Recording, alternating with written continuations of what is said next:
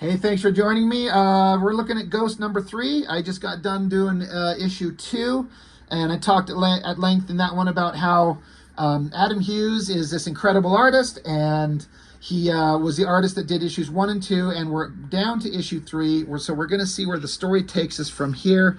I like this cover better than issue 2. Issue 2 looks kind of fine, but I don't like this Dark Horse Comics, where it's got Dark Horse heroes on the side. I know it's like a branding thing, but I feel like it just interferes with the image itself. The logo of Ghost is like perfect. I think that looks great. But this shot of her, really well done. And I've talked about it. Such a perfect costume design. It looks so good. It works just so well.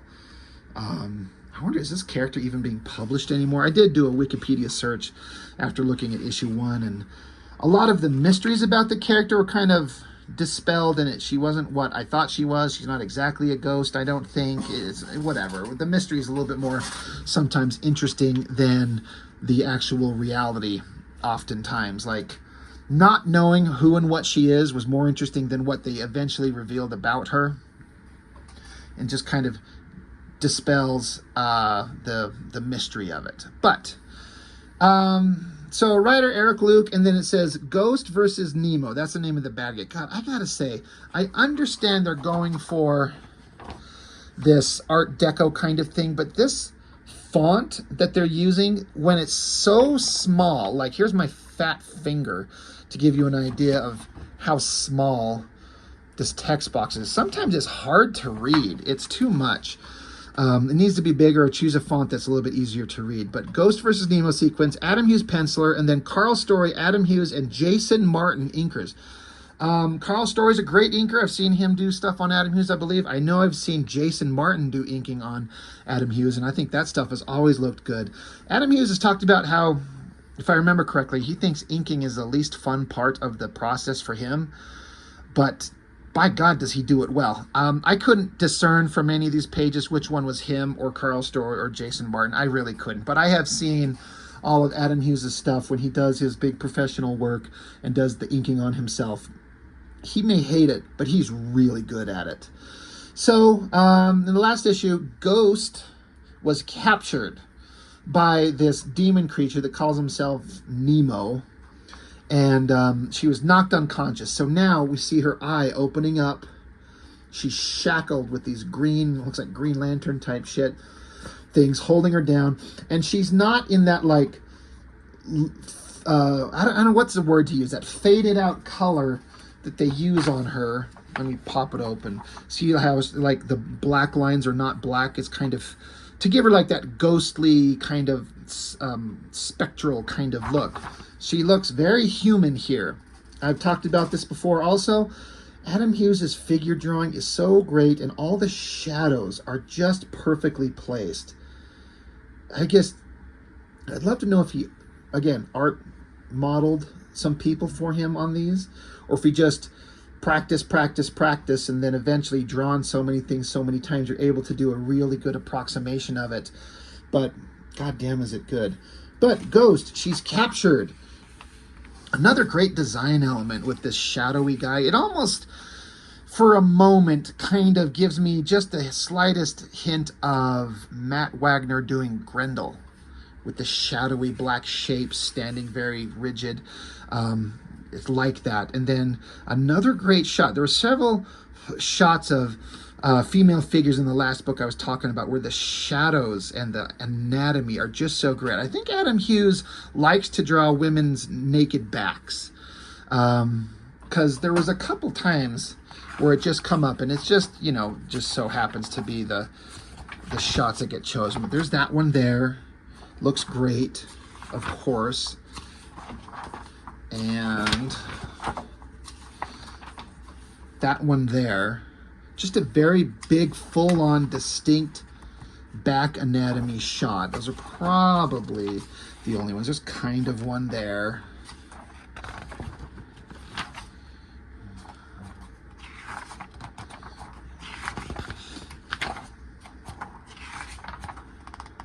And This is great YouTube stuff. I know I'm just flipping through a comic silently.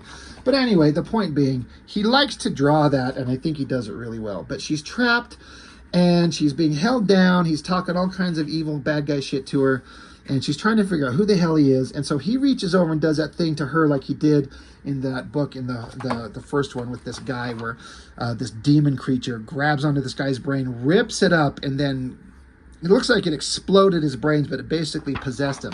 It's like he's doing a similar thing to her, grabs her, and there's a distortion. I wonder if Adam Hughes drew this elongated distortion. I would guess that he did. It's probably way before there was very many easy ways to do a drawing and then digitally distort it. I know some people do things on like copy machines where you take like a drawing and put it on a copy machine, and as the machine is copying it, you like pull the drawing along, and it copies and distorts the image that it's like scanning, not a copy machine exactly, but a scanner or whatever, but it distorts the image to create some interesting effects. But if I had to guess, that Adam Hughes just drew this distortion, gets into her brain. Now it goes into like mental other world situations that are drawn by other artists. So we have King Tiger sequence is Casey Jones, so yeah, he's joining up from the Turtles, and Tom Simmons on ink. So this is the King Tiger sequence is part of the regular story. But then there's the 1950s dream sequence by Paul Guinan, never heard of that guy. Hollywood dream sequence, Colleen Doran, I've heard of her for sure. And then superhero dream sequence, Tom Grummett and Tom Simmons on ink. So a couple other artists to draw a couple other scenes. And this artist drawing here, I know I just said his name, but I can't remember. Casey Jones, I should know that, turtle guy. It's all reasonably well done, but it is not Adam Hughes level.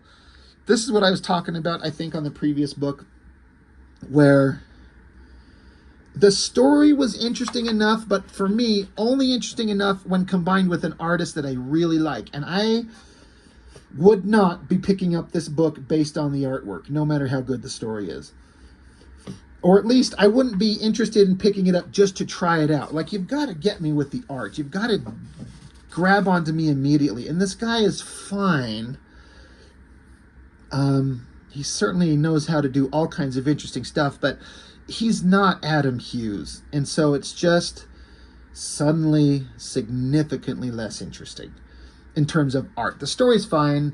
King Tiger guy, he's woken up. He's kind of all right. He's going to help go track down where Ghost is. So he's able to like do these mystical things where he takes this, this arrow, and he holds it by a string, and it says it's supposed to align with the harmonic pattern created by the subject I'm pursuing. So he's basically saying it's like a magical arrow that he just dangles it from a string, and it's going to like turn and point in the direction that he's needing to go. Kind of like a compass. And they're like, all right, well, we're going to go see if we can't track down Ghost because she's probably in trouble. We got to go help her. So then we get into the 1950s, I think it was, dream sequence. Paul Guinan, don't know who that is, but it's like the demon guy's trying to like fuck with her mind and humiliate Ghost. That's the kind of whole thing. He wants to humiliate her and put a woman in her place by making her have to be this perfect housewife where it's a flawlessly clean house. She's in a perfect little dress. He comes home and has a meal prepared, but it's not good enough, so he yells at her, he screams at her, he's abusive to her, beats the shit out of her. Hence, she's on the ground and the kitchen is all messed up, so she tries to poison him, but we don't see if it actually works because she's being pulled out of the dream sequence. So this artist drawing this scene with the coloring, that's pretty good. King Tiger's showing up, and there's some other... oh yeah, I think this is the guy that showed up in the first issue. He's in the cemetery crying about something. I don't know if he's got any significance to this story. But anyway, now we get on to it's Colleen Doran, right? I just want to make sure I got it right. The Hollywood dream sequence. I've heard of the name Colleen Doran. Didn't she do a book called Distant Soil? I've only ever heard of it. I know nothing about it. This art, it's pretty good. Like, it's got a, I mean, so it's a woman drawing, so I don't know how to put it, but oftentimes I feel like when women artists are tasked with drawing what are traditionally a boys-dominated male kind of art form with sexy girls and stuff, they give it a different vibe that's softer and more feminine. And I can kind of feel that. Like, it's still attractive and well done, but it just, knowing that it's a woman artist, it has just a different vibe than even like Adam Hughes would do. It's just a little softer and a little more delicate. I don't know how else to put it, but now it's like she's a Hollywood starlet having to pose in some sleazy shit. So again, more humiliation going down for her, but then she's jumping around worlds there. Again, back to the regular world. King Tiger guy and his girl helping him, they bust through the wall, and there she is lying on the ground in this green stuff, like it's part of the magical area that's holding her down. That's a pretty good shot. That's a difficult angle to do without having some kind of reference. You know, it's one thing to learn how to draw the human anatomy and get the arms and legs and torsos right, but also when drawing like a female character and you have like soft breast tissue, and when she's lying on her back, if you're like a standard image comic artist, those things are going to be pointing straight up. But in this case, you can see the artist is paying attention to some like real world natural human anatomy and the way the body would fall. So I appreciate that. Still not as good as what Adam Hughes would do, but still pretty good. But they break her free, and they're saying she's still here. I was afraid she'd fade out when she was released from the Jade. Something's making her stay, but she's basically out of, you know, she's unconscious. So it makes you kind of understand that this ghost character is like, she can be in human form and she can be close to death. It says pulse and respiration are way down, pupils dilated, she's in a coma. So Demon Guy's still messing with her, but it's just interesting that, again, because I don't know exactly the ins and outs of this character's powers, she can be a regular human body, even though she could turn intangible and invisible. She could still be subject to frailties that kill her like it would a regular human. So I think that's interesting. And then there's a sequence that I feel like is supposed to be like a trope on, like, at the time, back in 95, current modern day, like, image comic superhero nonsense. Like, they're in this dream sequence now where he's calling her Death Kiss and she's calling him Killblade, which is so cheesy and silly and funny. And you just look at this and you're like, oh, is this from one of the studios from Image Comics? But again, just trying to have, he's just fucking with their mind. Artistically, it's all pretty good. This is Tom Grummett, I believe. Yeah, superhero sequence, Tom Grummett. And I've heard the name, I know the name. The guy's pretty talented. This is all pretty good stuff. There's a villain, his name's Daedalus, instead of like Daedalus, but it's Daedalus. Pray to whatever dark god you call master. Prepare to die. I'll prepare for nothing. I'll crush you like I crushed your brother. It's kind of ridiculous and silly with this generic bullshit technological one-point perspective backgrounds that work fine, but it's just funny when you kind of know that they're making fun of these people a little bit. And this ridiculous supervillain, she's just kind of walking away from it. It's like she's getting a hold of her senses, kind of getting her agency back. Another great shot of her kind of falling through the worlds with the little wisps of material covering her up. And then you're back with Tiger King. They've got these candles, like they're performing this magical ritual on her, and it wakes her up. Or it's starting to wake her up is what it's doing. But they're finding out what's going on, and he's like, he says, that's the last of the test. There's no sign of possession or any ethereal activity at all. If this isn't a demon, what is it? Where did she? And he's like, wait, my God, I know what happened. She's like, what? This friend of his. And he's like, if I'm right, no one can help her. She's on her own. Then we get back to Adam Hughes. And it's like the character of Ghost is, she's talking to herself, how she's kind of getting an understanding. She's piecing herself together. She's kind of broken through his control, sees his his goals, his plans, but also how he's kind of coming apart. Great design with the flowing bits of material flying around to cover up her chest so we don't have to see any boobs. We don't want to see that. Well-drawn face, all of them. I really like that face up there. It's really good. Grabs a cloak, puts it back on, goes up to the demon guy, socks him a good one, figures out that she knows what's going on, and she's going to break free of his control. If I can get my finger on this. And keeps decking him. This is really kind of like a, I don't know, maybe they're running out of time, so it's just like a black shape and an open shape. Like, there's not a lot of detail in these pictures as she's beating the shit out of him. But she eventually defeats him and then opens up that portal to where she can jump between spaces. We were talking about it, showed in issue 1, and she talked about it in issue 2, where she can access this hell portal. Whether it's actually hell or not, probably not, I don't know, but a demon guy come from this portal that she's deathly afraid of.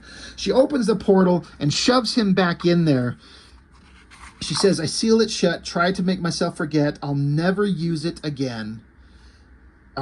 If you walk through hell, you let demons out. So that's what happened in the first issue. She went through that portal, but this guy followed her out, and she now understands that he came following her. So in a way, it's kind of her fault. So that was the Adam Hughes page. Then we're back with that artist, Casey Jones. God, I think I remember, but yeah, the last page here. Casey Jones, and she's awake, she's thanking him, and he says to her, when you jump space, you don't go anywhere. It's a construct in your mind. It's a construct your mind has invented to keep from going insane when you warp. The hell image, the demon, the whole thing, it's your own invention. You created it. It's your baby. So it leaves you to wonder, is it literally a baby? Or is it just a creation of her own mind? Why is she doing it? How is she doing it? It's kind of creepy. Next issue, I'm like, well, what's it going to get into there? And it says Ghost meets barbed wire. And then there you go. Ghost and barbed wire crossing over. And it says, how Adam Hughes has moved on from art duties, which makes me sad because I honestly am probably not going to seek out. I'm not going to spend money on picking up issues of Ghost that Adam Hughes didn't draw. Even though I'm reasonably interested in the story, I'm not super in love with it. But I am glad that I got to read all 3 issues of Ghost, the original kind of introduction of the character. Better than I thought it would be. It's just, like I've said, I'm just repeating myself, that it's never as good unless Adam Hughes is doing it. But I'm glad I got to see it. So I hope you've enjoyed them. I'd like to know if any of you read these when when these first came out. Did you get to read them? What'd you think of them? What were your thoughts on it? And I guess that's it. That's all I've got for now. So thanks for watching. I appreciate it, and I'll see you next time.